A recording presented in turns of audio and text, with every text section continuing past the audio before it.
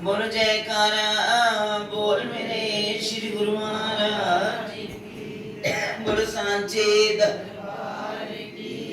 बोलो श्री नंगली निवासी भगवान की बोलो श्री परमहंस दयाल जी महाराज की बोलो श्री निजातम भगवान की बोलो सच्ची सरकार की बोलो श्री स्वामी जी महाराज की बोलो सियापति रामचंद्र महाराज की जय। भी लगता है सबको भूख लगाई है। वैसे अभी नाश्ते का टाइम नहीं है, आपके लिए गरम गरम तैयार हो रहा है। हम जयकारे में कंजूसी क्यों कर रहे हैं? जयकारे बड़े जोर से, आपको भी आनंद आएगा और हमें भी। और अगर दिल में कोई सुस्ती आ रही है तो वो सुस्ती भी दूर भाग जाती है। जब भी सत्संग में बैठो चेतन होकर बैठो। तो अगर चेतन नहीं होंगे तो उस सत्संग का लाभ हम नहीं प्राप्त कर सकेंगे। तो बड़े प्यार के साथ ऊंचे स्वर से गुरु महाराज जी का एक जय घोष करें। बोलो जयकारा बोल मेरे श्री गुरु महाराज की जय। धन्यवाद। हृदय मंदिर में आसीन मेरे इष्ट देव भगवान के चरणों में कोटि कोटि दंडवत प्रणाम। सदगुरुदेव भगवान जी के चरणों में उपस्थित शाश्वत मिशन का अर्चनीय वंदनीय संत समाज के चरणों में भी मैं कोटि कोटि वंदन करती हूँ। श्री सदगुरुदेव भगवान जी की परम प्यारी संगत, हम अपने हृदय सम्राट स्वनाम धन्य दादा गुरुदेव श्री परमहंस दयाल जी का पावन अवतरण दिवस मनाते हुए आज ये पांचवें दिन की प्रभात फेरी है। कितना आनंद हमारे सदगुरुदेव भगवान हमारे परमहंस दयाल जी लुटा रहे, वो हमें जगा रहे हैं। सोए हुए जीवों को जगाने के लिए ही तो वो इस जगत में आए। तभी संतों के मुखारबिन से भजनों के द्वारा कि वो मांगते हैं, कोई उनका स्वागत कर रहा है कि घर को सजा दो, घर को सजा दो, मेरे गुरुदेव आ रहे। घर कौन से को सजाना है? क्या दीवारों को साफ करना है? लेकिन हाँ, अगर बाहर की शुद्धि होगी तो हमारे अंदर की शुद्धि भी हो जाए। बाहर की शुद्धि नहीं होगी, घर का आंगन गंदा होगा। महाराज जी कई बार फरमाया करते थे कि घर जवाई ले आना हो ना, फिर देखो सारे कोने गंदगी ना दिखाई दे जाए, घर कितना गंदा है। जहां गुरुदेव ने आना हो उस मकान को हम विषय विकारों के साथ भर दे, वहां कोई नाम की सफाई ही ना हो। हमने वो सफाई करनी है तो हमारे गुरु महाराज जी ने, हमारे दादा गुरुदेव जी ने, हजूर महाराज जी ने रखा ये वक्त मन की सफाई के लिए। कोई किसी रूप में, कोई किसी रूप में हमें सूत्र देकर जाता है, किसी एक बात को तो जीवन में अपना लो, एक बात कोई अपने जीवन में पकड़ लो, होते होते सारा काम हो जाएगा, कहीं किसी बात की कमी नहीं रहेगी। तो मुझे दादा गुरुदेव जी की अभी बात हो रही थी, बात कर रहे थे कि दादा गुरुदेव भगवान जी हर तरीके से, क्योंकि उन्होंने अपने जीवन में वो किसी से कुछ कहते नहीं थे, वो सब कुछ करके दिखाते थे। परिवर्तन कैसे करना है वो करके दिखाते थे। एक बार कहते हैं एक भक्त सुंदरदास जी, वो घर से निकले व्यापार के लिए, उन्हें अपने तांगे के ऊपर सामान लाद लिया, मार्केट में देने के लिए जाना था। जब वो जंगल में से, पहले जंगल के रास्ते ज्यादा थे शहर में जाने के लिए, तो वो जब जा रहे थे तो उनका पीछा करते करते डाकू आ गए। डाकू आ गए, उन्होंने देखा कि डाकू अब मेरे सामान को लूट लेंगे। वो डर गए, कहते यहाँ के पठान जाकी ऐसे हैं, वो बंदे को खत्म भी कर देते हैं, इतनी सी चीज के लिए वो जीवन भी खत्म कर देते हैं। तो उन्होंने सामान को वही छोड़ा और दौड़ भागे। और इतने में क्या हुआ, भाग रहे थे तो सामने से 3 व्यक्ति आ गए। उनका भैया क्या बात है, क्यों दौड़ रहे हो? कहते वो मेरे पीछे आवाज नहीं निकल रही, डाकू आ गए, मैं सामान तो जंगल में ही छोड़कर आ गया हूँ। ये दादा गुरु महाराज जी का इरशाद है। तो उन्होंने कहा कि छोड़कर आ गया हूँ। दादा ने, भैया घबरा क्यों रहे हो, मत घबराओ, कोई नहीं आता। उन्होंने उनको पकड़ा और ले गए। और जो डाकू थे, वो जो 3 व्यक्ति आए थे, उनको देखकर वो भाग गए। दादा गुरुदेव भगवान जी ने वही रूप थे, उन्होंने आकर उनको उसकी घोड़ी पर सवार किया कि सामान उठाओ और लेकर जाओ। और जब उन भक्त जी ने उनको बिठा दिया, मुड़कर देखा ना आगे कोई तो ना कोई पीछे, तो कैसे उन्होंने, तो उस वक्त दादा गुरुदेव भगवान जी के इरशाद में उसका टाइटल, जो कि आप कल रात्रि कर रहे थे विवेचन, कि स्वामी जी ने इतनी पुस्तकों का, स्वामी जी ने नहीं, हजूर महाराज जी के मन की इच्छा थी, जितना भी पुस्तकों का लेखन हुआ वो सब हजूर महाराज जी की इच्छा थी। और दादा गुरुदेव भगवान जी और श्री गुरु महाराज जी की, उनकी आज्ञा से ही जो जीवन चरित्र लिखा गया, जो श्री गुरु महाराज जी के मुख वाक्य लिखे गए, तो वो महाराज जी को श्री गुरु महाराज जी की आज्ञा थी। और दादा गुरुदेव जी के वचन भूरे सिंह जी ने लिखे, उन्होंने सारे इरशाद लिखे, तो दादा गुरुदेव भगवान जी की लेखनी, और उसको आप सच्चिदानंद प्रकाश पढ़ोगे ना तो आपको समझ नहीं आएगी, क्योंकि उसमें उर्दू और फारसी का प्रयोग है। लेकिन स्वामी जी ने हजूर महाराज जी की आज्ञा से श्री अद्वैत दर्शन, इतना सरल व्याख्या कि कोई भी उसको पढ़े उसको समझने में जरा भी देर, इतना सुंदर हिंदी रूपांतरण कर दिया कि जो कनिष्ठता उस भाषा को पढ़ने में आती है मन में, तो वो हमारा मन एकदम सीधा सदगुरुदेव भगवान के, दादा गुरुदेव जी भगवान जी के इरशादों को समझने में कोई मुश्किल नहीं होती। तो ये उसी के अंदर ही जो टाइटल दिया गया, जाके रक्षक गुरुधनी, जिन्होंने गुरुदेव का आसरा ले लिया है उनको किसी बात की कमी नहीं होती। वहां तो पग पग पर सदगुरुदेव वो कहते तुम एक कदम निकलो और मैं तुम्हारे पीछे खड़ा हूं। लेकिन क्या है, कहते तरीका बताते हैं कि घर से निकलो तो गुरु महाराज जी के मंदिर में प्रणाम करो, गुरुदेव आपका आसरा लेकर मैं घर से बाहर जा रहा हूँ, आपने मेरे अंग संग रहना है। तुम्हारे जी ने क्यों लिख दिया, मेरे अंग संग सतगुरु सतगुरु सतगुरु, सारे बोलो सतगुरु जी, और कुछ नहीं तो यही बोलते हुए घर से निकलो, घर आओ तो उनका मंदिर के आगे खड़े होकर धन्यवाद कर दो, गुरु महाराज जी आपकी कृपा से मैं अपने सारे कार्य जो आपने दिए, ड्यूटियां आपकी हैं, चाहे घर के काम है, चाहे समाज के काम है, चाहे दरबार के काम है, जो कुछ भी मैं कर रहा हूँ वो आपका बनकर कर रहा हूँ। और दादा गुरुदेव भगवान जी ने एक बात और कह दी, आपने दादा गुरुदेव भगवान जी का इरशाद में क्या पढ़ा, कभी ध्यान दिया? उन्होंने एक बड़ी सुंदर बात कह दी, उसी के साथ ही एक इरशाद आया कि एक बार कुछ शिष्य गए गुरुदेव भगवान के चरणों में कि गुरुदेव हमें नाम दीक्षा दे दो, आपके पास हम नाम दीक्षा के लिए आए हैं। गुरुदेव ने कह दिया कि आज नहीं, कल आप सवेरे तैयार होकर आ जाइए।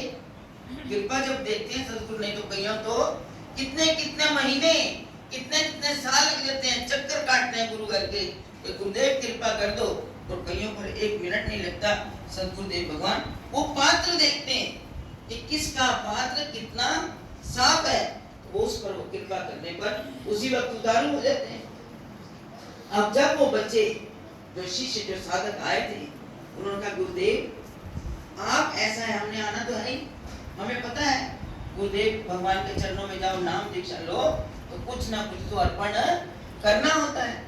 अगर आप अपनी जरूरत के मुताबिक हमें कह दोगे हम वही वस्तु ले आएंगे, तो गुरुदेव ने कहा मुझे कुछ नहीं चाहिए, क्योंकि संत जो है, जो उनके वचन है, कहते हैं गुरु को ऐसा चाहिए शिष्य से कछु न ले, और शिष्य को ऐसा चाहिए गुरु को सर्वस्व दे।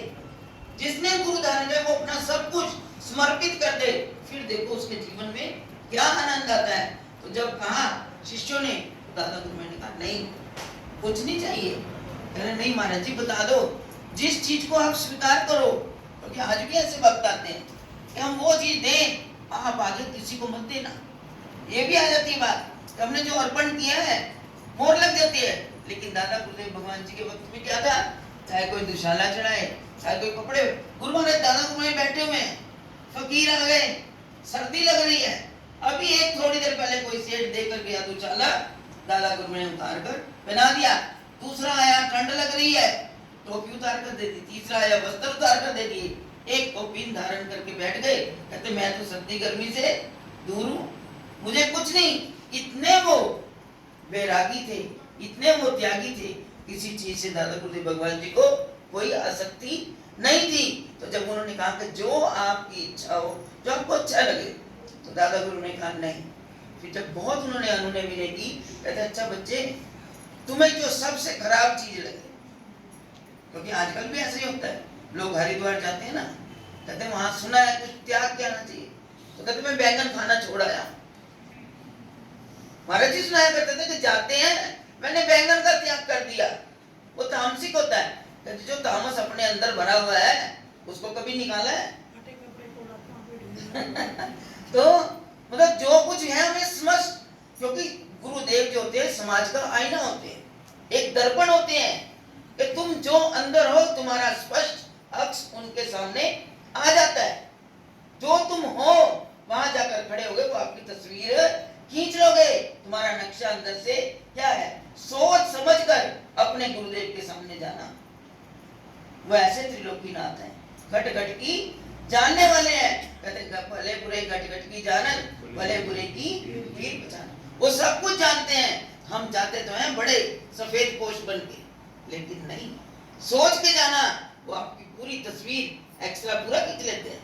फिर वैसे धीरे धीरे वो क्रोध नहीं करते, वो बड़े स्नेह से बड़े प्यार से मरहम लगाकर आपके मन की सफाई कर देते हैं। उसी के लिए तो उन्होंने ये इतने सारे इरशाद लिख दिए। जब उन बच्चों ने कहा तो स्वामी अपना गुरुदेव ने कहा कि बेटा जो वस्तु तुम्हें पसंद ना हो वही लाके भेंट कर देना। अब वो गया सवेरे, भाई गुरुदेव ने वो वस्तु मांगी है, मैं कौन सी चीज जो काम नहीं आने वाली।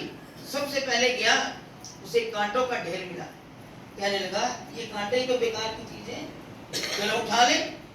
जब वो उसकी तरफ गया, कांटों में से एक आवाज उनको चले अंदर से आई हो, कहते अरे तू मुझे बेकार की वस्तु समझता है? अरे कांटे से ही तो कांटा निकाला जाता है, कांटों से ही तो खेत की रक्षा होती है। घर की और भी बाहर लगाते हैं झोपड़ियों के आगे कि कोई जानवर, कोई पशु पक्षी ऐसा कोई अंदर ना आ जाए, हमारा कोई नुकसान कर दे। मैं कोई बेकार की वस्तु हूं? उसने कांटों को वही छोड़ दिया। थोड़ी देर आगे गया तो एक गोबर का ढेर लगा हुआ, कहते ये तो बेकार गंदगी है, चलो यही उठा लेता हूं। जब वहां गया, वहां से आवाज आ गई, अरे भैया मेरे से तो घर का चौका पवित्र होता है, जब तक लेप नहीं करते। आजकल आ गई ये फर्श तो दोबारा झाड़ू भी ना मारना पड़े, दीवारों पे लगा दो टाइलें, सफेदी ना करवानी पड़े। पहले क्या होता था, गाय के गोबर से ही दीवारें सुंदर सुंदर डिजाइन बनाए जाते थे, घर को लीपा जाता था, वो सुंदरता। और आज की सुंदरता में कोई आनंद नहीं है। हम समझते हैं कि पत्थर के मकानों में, लेकिन हृदय भी पत्थर हो गए।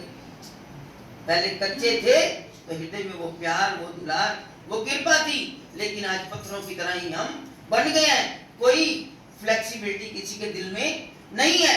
कोमलता बड़ी मुश्किल की चीज है, बड़ी मुश्किल से आती है। तो उस वक्त वहां से भी आवाज आ गई, मैं बेकार की वस्तु, कई गुण है, मैं बेकार की वस्तु नहीं। करते करते उसको फिर मैं दादा गुरुमन के इरशाद पे आ गई, तो एक कुत्ता नजर आ गया, कहते जानवर ही तो है, चलो इसी को जाकर अर्पण में छोटा सा पिल्ला दिखाई दिया। तो आवाज आई, अरे दादा गुरुमन लिख दिया, हमसे कुकर की मत नीको, कुकर रहत सदा स्वामी के द्वारे, किसान के द्वारे वहां लिखा है, कुकर रहत सदा किसान के द्वारे, जो देवे सो खावे, हमरो मनवा ऐसा लोभी, द्वार द्वार भटकावे। अरे हमारा मन तो इतना लोभी है, एक चीज पाने के लिए हम जगह जगह भटकते हैं। कहते कुत्ते को कहना ये बेकार का, अरे कुत्ता तो ऐसा है, मालिक से एक बार प्यार कर लिया, पुचकार कर दिया, वो उसका दर छोड़ता नहीं। सुबह से रात तक वो द्वार पर बैठा रहता है, मालिक की इच्छा हो तो 2 टुकड़े डाल दे, लेकिन वो अपने मालिक के घर को नहीं भूलता। कई बार कई कहते कुत्ते से तंग आकर उनको मीलों दूर छोड़ाते हैं गाड़ियों में, लेकिन दूसरे दिन देखते हैं फिर वो मालिक के द्वार पर, वो भूलता नहीं। कहते तेरे से कुत्ते की आंख अच्छी, जो अपने मालिक को पहचानती है। तू तो भाई देखा ये अच्छा है तो इसके पास आ गया, इससे काम नहीं पूरा हुआ तो दूसरे के पास भाग गया, ये हमारी वृत्ति है। तो मैं दादा गुरुदेव भगवान जी ने समझाया कि मैं बुरा देखने के लिए जब उसको देखा, सब तरफ देखा, हार के उसके मन में आया कि जहां जाता हूं उनमें कोई ना कोई गुण निकल आता है। मैं तो समझता हूँ ये चीज खराब है, ये चीज बुरी है, तो यही अर्पण करना है जो उन्होंने मांगा है।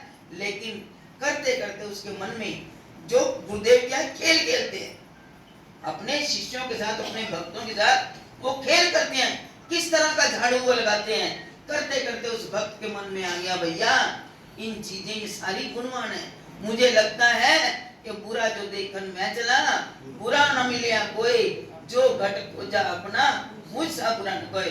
तो मैं अपना मन जो बुरा है यही गुरुदेव भगवान के चरणों में जाकर अर्पण कर देता हूँ। गुरुदेव मेरा मन ही, मैंने देखा आपने कहा था मैं सब जगह हो आया, मुझे कहीं कोई बुरा नजर नहीं आया, नहीं कोई बेकार की वस्तु नजर आई, सबसे लगता है मैं ही बेकार हूँ, अवगुणों की खान हूँ। मैं जगह जगह ढूंढता था, पता नहीं कितने अवगुण मेरे अंदर हैं। तो गुरुदेव आप मेरे पात्र को ही साफ कर दीजिए, मैं अपना आप ही, गुरुदेव यही तो मांगते हैं कि अपना आप मेरे हवाले कर दो, फिर देखो कैसे मान मान के तुम्हें कितना सुंदर, कितना साफ। क्योंकि दादा गुरुदेव भगवान का, हमारे सदगुरुदेव भगवान जी का इरशाद जो स्वरूप दर्शन पड़ता है, उन्होंने कहा कपड़ा जो है दर्जी के हवाले कर दिया जाता है, वो कैंची से काट काट कर एक बार रूप बिगाड़ देता है, और जब उसको सिलता है तो कितना सुंदर हैंगर में टंगे होते हैं कपड़े, कितना सुंदर रूप दे देते हैं।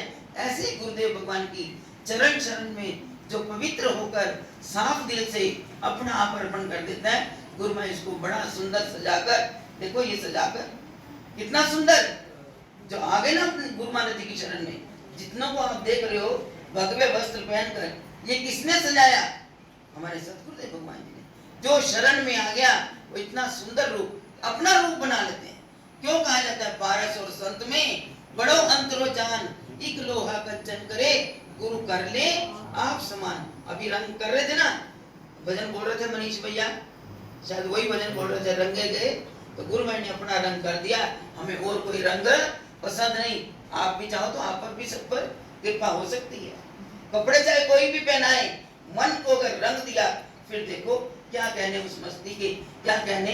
तो ये मस्तियां हमारे दादा गुरुदेव भगवान जी, हमारे गुरु महाराज जी, हमारे हजूर गुरुदेव भगवान जी ने वो मस्ती आप सबको दी है कि दादा गुरुदेव भगवान जी का अवतरण दिवस मनाते हुए अपने हृदयों की सफाई कर लो और फिर सदगुरुदेव की कृपा को आप प्राप्त कर लो। तो ये बड़े कृपा भरे दिन हमें हजूर महाराज जी ने दिए, तो हम बड़े प्यार के साथ, बड़ी श्रद्धा के साथ हम गुरु महाराज जी की ये प्रभात फेरियों में, रात्रि सत्संगों में सतगुरु की उस गंगा में स्नान करें।